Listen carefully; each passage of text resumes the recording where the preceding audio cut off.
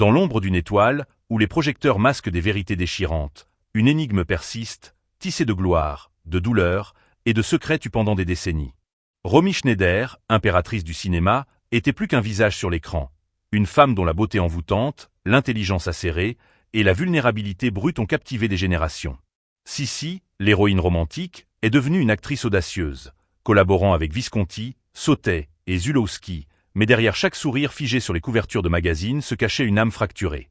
Daniel Biasini, son deuxième mari, fut le témoin silencieux de ses éclats de rire, de ses scandales, et des nuits où le chagrin l'emportait. Il était là, tenant sa main, lors de la perte tragique de leur fils David, et il était là, brisé, lorsqu'elle ne s'est jamais réveillée un matin de mai 1982. Pendant plus de 40 ans, il s'est muré dans un silence obstiné, refusant de livrer leur histoire aux vautours des tabloïds. Pourquoi a-t-il attendu si longtemps pour parler?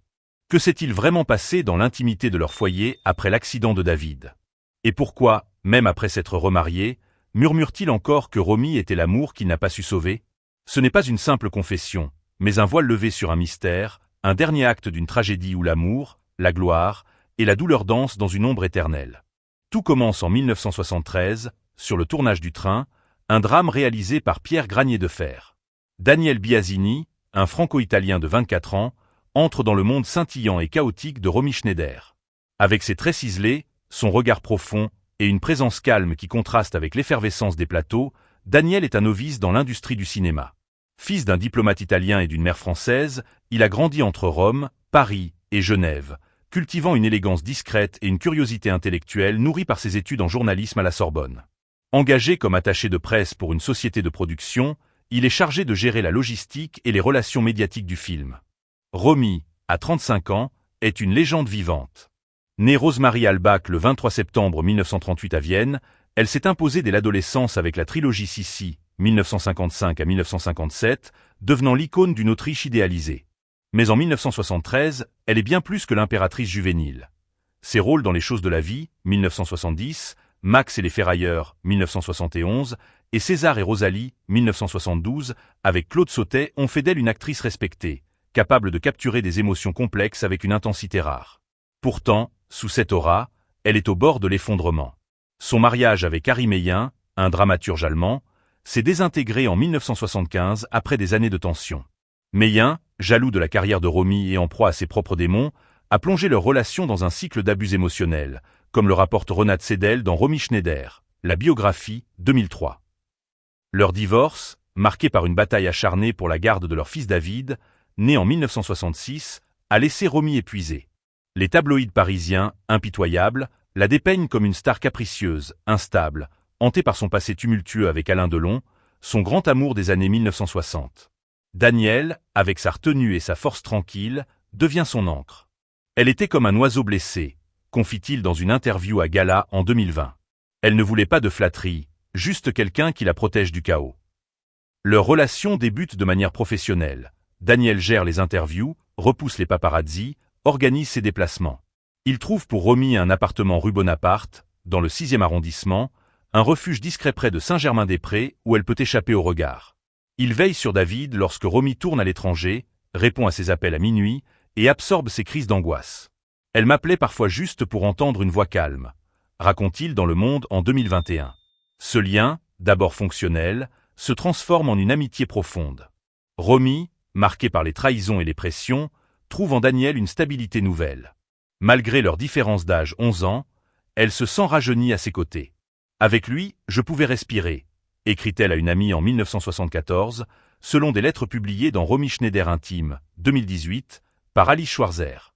Leur relation évolue vers l'amour, un amour discret mais intense. En décembre 1975, ils se marient à Berlin-Ouest, dans une cérémonie intime, presque secrète. Contrairement aux attentes des médias, encore obsédés par le mythe de Schneider, aucun projecteur n'éclaire l'événement. Seuls quelques proches assistent, et Romy, vêtue d'une robe simple, insiste pour une célébration sans faste. « J'ai épousé la femme, pas la star », déclare Daniel à Bild en 1983, une phrase qui résume son engagement. Pour lui, Romy n'est pas Sissi ni l'actrice aux 63 films, mais une femme vulnérable, drôle et passionnée, cherchant désespérément un ancrage. Les premières années de leur mariage sont marquées par une joie fragile. En 1977, Romy donne naissance à leur fille Sarah, le 21 juillet, une prématurée qui survit contre toute attente. Après une fausse couche dévastatrice en 1975, survenue à la suite d'une intervention dentaire mal gérée, Sarah est une lueur d'espoir. Elle rayonnait avec Sarah, confie Daniel dans Le Monde. C'était comme si elle croyait enfin au bonheur. La famille s'installe entre Paris et Saint-Tropez, dans une villa nichée dans les pins. Romy savoure ces moments simples. Elle cuisine des plats autrichiens comme le Wiener Schnitzel, chante des berceuses à Sarah, et passe des heures à jouer avec David dans le jardin. Elle vivait pour ses enfants, insiste Daniel. Les week-ends chez les parents de Daniel, dans leur maison de Saint-Germain-en-Laye, sont des parenthèses de paix. Romy, loin des plateaux, se promène pieds nus, rit aux éclats, et organise des dîners intimes avec des amis comme Michel Piccoli ou Yves Montand. Selon Bernard Pasquito dans Romy Schneider, Une vie, 2014, ces années sont les plus heureuses de sa vie adulte. Elle voulait une famille, une vraie, pas un décor de film, écrit-il. Mais la gloire a un coût. La carrière de Romy est exigeante, l'attirant vers des projets ambitieux comme Une femme à sa fenêtre, 1976, avec Granier de fer, Mado, 1976, avec Sautet, ou La passante du sans souci, 1982, son dernier film, réalisé par Jacques Rouffio. Ses rôles, souvent intenses, reflètent sa propre fragilité. Des femmes déchirées entre passion et désespoir, un écho de sa vie. Daniel, devenu journaliste et correspondant à l'étranger pour des publications comme Le Figaro, s'absente de plus en plus. Nous courions chacun après quelque chose, admet-il dans Gala. Elle, son art, moi, mon indépendance. Les séparations s'allongent et les disputes remplacent les rires. Romy, rongée par ses insécurités, est hantée par son passé, la relation toxique avec Meillen, les trahisons de Delon, la pression constante des médias. Elle oscille entre éclats de joie et crises de désespoir, un équilibre précaire que Daniel peine à maintenir. Elle était comme une flamme, magnifique mais fragile, confie-t-il dans Paris Match en 2022. Leur mariage, bien que fondé sur un amour sincère, se fissure sous le poids des absences et des blessures non cicatrisées. En 1981, après 6 ans, ils divorcent. Ce n'était pas de la haine, c'était de l'épuisement, explique Daniel. Nous saignions tous les deux. Le divorce est particulièrement douloureux pour David, alors âgé de 14 ans. Après le suicide de Harry Meillen en 1979, Daniel est devenu sa figure paternelle, un pilier stable dans une vie marquée par l'instabilité. David, un adolescent sensible qui adore Daniel, demande à vivre avec lui plutôt qu'avec Romy et son nouveau compagnon, Laurent Pétain, un producteur français. Romy, déchirée, accepte, mais la décision la brise.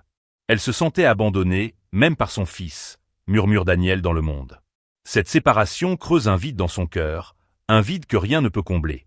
Elle continue de tourner, enchaînant les rôles avec une intensité presque désespérée, mais ses proches, comme l'actrice Simone Signoret, notent un changement. Romy jouait comme si chaque scène était sa dernière, rapporte Signoret dans une interview citée par Pasquito. L'été 1981 marque le point de rupture.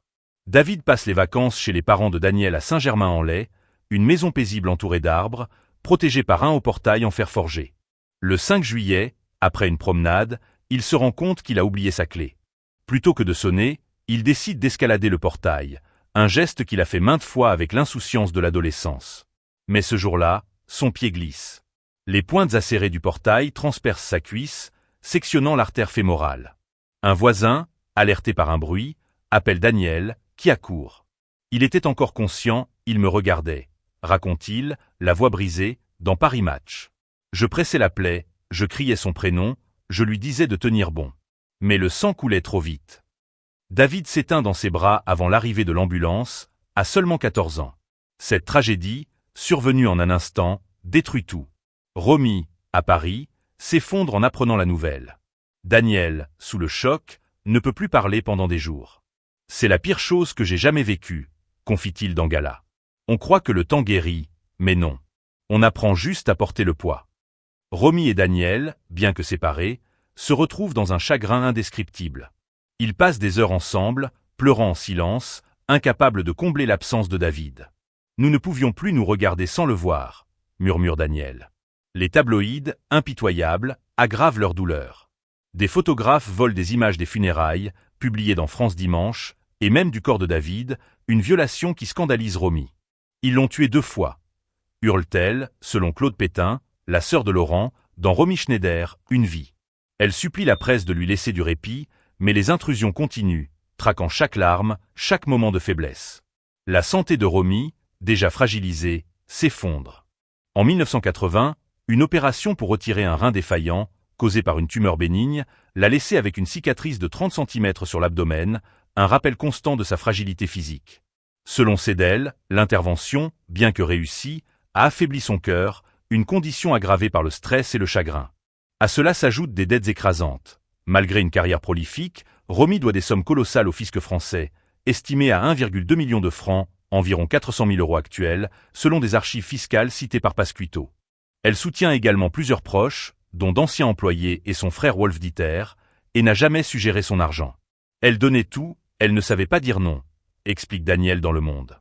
Le 29 mai 1982, moins d'un an après la mort de David, Romy est retrouvée sans vie dans son appartement du 7e arrondissement par Laurent Pétain. À 43 ans, l'étoile du cinéma européen s'éteint, et le monde retient son souffle. Les rumeurs explosent immédiatement. Suicide, overdose, dépression. Des comprimés de somnifères et des traces d'alcool sont mentionnés dans les rapports, alimentant les spéculations. La presse, comme Paris Match et Der Spiegel, titre sur une tragédie annoncée, peignant Romy comme une femme brisée par la célébrité. Mais Daniel, qui la connaissait intimement, rejette ces récits. Ce n'était pas un suicide, affirme-t-il dans Gala. Ce n'était pas les drogues, pas la folie. Son cœur s'est simplement arrêté. Selon le rapport médical cité par Seidel, une insuffisance cardiaque, aggravée par son opération de 1980, son chagrin inconsolable et un mode de vie sous tension est la cause probable. Elle ne voulait pas mourir, mais elle ne savait plus vivre, confie Daniel dans Paris Match. Chaque matin, Romy passait devant la chambre de David, où ses baskets restaient près de la porte. Elle s'asseyait sur son lit et lui parlait, comme s'il allait répondre, murmure-t-il.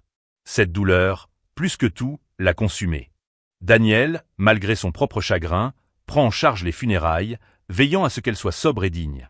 Il protège Sarah, âgée de 4 ans, du tumulte médiatique, la tenant à l'écart des flashs et des gros titres. Alain Delon, le grand amour de Romy et son ami fidèle, arrive parmi les premiers. Il veille son cercueil des heures durant, pleurant en silence. Ils partageaient un lien que je respectais, admet Daniel dans Le Monde.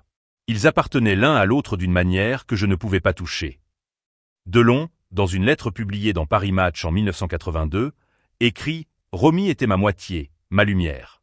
Elle est partie, mais elle brille encore. » Daniel, lui, choisit le silence. Pendant 40 ans, il refuse les interviews, les livres, les documentaires, déterminé à ne pas monnayer leur histoire. « Je ne voulais pas qu'on la réduise à un scandale », dit-il dans Bild. Mais les récits déformés, comme le film 3 jours à Quiberon, 2018, qui dépeint Romy comme une femme alcoolique et instable, le pousse à réagir. Une scène montre une Romy fictive, ivre, ignorant un appel de David. Jamais, s'indigne Daniel dans Paris Match. Elle vivait pour ses enfants, elle n'a jamais manqué un de ses appels. Il poursuit les producteurs en justice pour diffamation, exigeant le retrait de la scène. Il perd, mais insiste, je voulais sa dignité, pas l'argent. Aujourd'hui, à 76 ans, Daniel vit dans une maison modeste près de Nice, entouré d'oliviers et de calme. Remarié en 2003 à Gabrielle Edrich, écrivaine et traductrice, il mène une vie discrète, loin des projecteurs. Ancien journaliste, scénariste et correspondant de guerre, il s'est retiré de la vie publique, mais l'ombre de Romy reste présente. Des photos ornent son bureau. Romy riant avec Sarah dans leur jardin, Romy sur le tournage de La Piscine, 1969, avec Delon, Romy pieds nus à Saint-Tropez. Elle n'était pas une icône, elle était une mère, insiste-t-il dans Le Monde. Il consacre son temps à écrire des essais sur la mémoire et la perte, conseille des documentaires sans jamais prendre la lumière, et forme de jeunes écrivains dans des ateliers privés. Racontez la vérité, mais ne détruisez pas la personne, leur répète-t-il, une leçon tirée de son combat pour protéger l'image de Romy. Lorsqu'il entend un morceau de Schubert, le compositeur préféré de Romy, ou lorsque sa petite fille Anna Rosalie, la fille de Sarah, rit comme sa mère autrefois, le passé ressurgit. Il y a des blessures dont on ne parle pas, confie-t-il dans une interview à France Culture en 2020. On apprend à marcher différemment à cause d'elle. Sarah Biasini, aujourd'hui dans la quarantaine, est l'héritage vivant de Romy. Née en 1977, elle n'avait que 4 ans et demi à la mort de sa mère. Ses souvenirs sont fragmentaires. Un baiser au bord d'une piscine, l'odeur du parfum de Romy, un petit déjeuner partagé. Grandir en France signifiait vivre avec l'ombre omniprésente de sa mère. Les affiches de Sissi, diffusées chaque Noël à la télévision, et les regards émus des inconnus dans la rue. « Vous êtes sa fille, n'est-ce pas ?»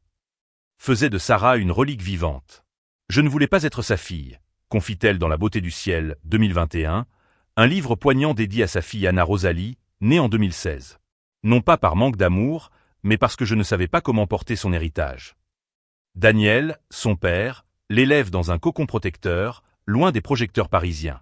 Il lui offre une enfance paisible, loin des tabloïds qui ressassent les théories morbides sur la mort de Romy. Il ne m'a jamais menti, même quand la vérité faisait mal, écrit Sarah. Il a laissé ma mère humaine. Sarah trace son propre chemin. Après des études d'histoire de l'art à la Sorbonne, elle part aux États-Unis, suivant des cours au Lee Strasberg Institute à Los Angeles et à l'Actors Studio à New York, un océan entre elle et le fantôme de Romy. Revenue en France, elle se tourne vers le théâtre, choisissant des rôles discrets mais profonds, refusant les comparaisons avec sa mère. Je ne voulais pas être une ombre d'elle, dit-elle dans Elle en 2021. La profanation de la tombe de Romy en 2017 à Boissy-sans-Avoir, où elle repose aux côtés de David, la bouleverse. Savoir que même dans la mort, elle n'avait pas de paix, c'était insupportable, confie-t-elle. Écrire La beauté du ciel devient sa catharsis, une lettre à Anna où elle interroge la maternité et le deuil. J'ai compris ma mère en devenant mère, explique-t-elle. Devenir mère, c'est apprendre à aimer malgré la peur de perdre. Sarah y décrit l'urgence de sa famille à dire « je t'aime ». Une leçon née des disparitions précoces de David et Romy. Son compagnon, le metteur en scène Gilles Lefebvre, lui souffle une phrase libératrice. « Tu ne seras pas seulement la fille de ta mère, tu seras la mère de ta fille ». Daniel, en brisant son silence, offre un portrait de Romy loin des caricatures. Elle n'était pas une star maudite, mais une femme qui riait, aimait passionnément, et portait un chagrin indicible. Elle méritait la vérité, déclare-t-il dans Gala. Sarah, à travers son livre et sa vie, prolonge cet héritage, non pas en idolâtrant l'icône, mais en honorant la mère. Leur témoignage, tissé de douleur et d'amour, lève le voile sur un mystère qui continue de fasciner. Voyez-vous Romy différemment maintenant? Partagez vos réflexions, likez et abonnez-vous pour découvrir d'autres vérités cachées.